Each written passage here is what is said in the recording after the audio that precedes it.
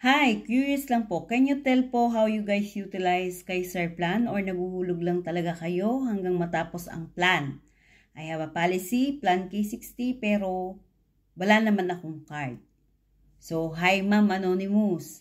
Para sa tanong mo, paano i-utilize? Ako, personally, nasa abroad. So, advantage ko yun para di ko magamit ang Kaiser ko.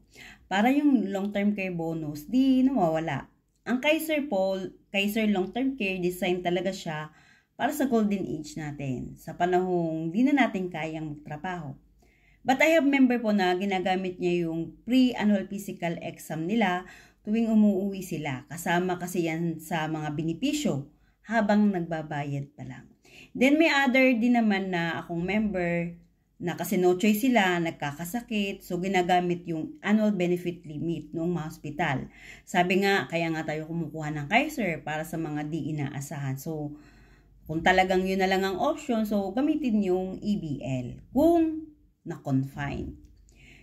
Kung nagbabayad ka pa po, talagang wala pang card. And no worries, hindi mo naman need ng card kung gusto mo talagang gamitin si Kaiser.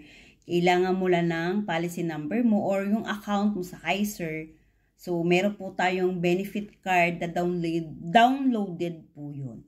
Para po sa kompletong detalye, umatan ka po ng training. So, send me a message para ma-guide kita.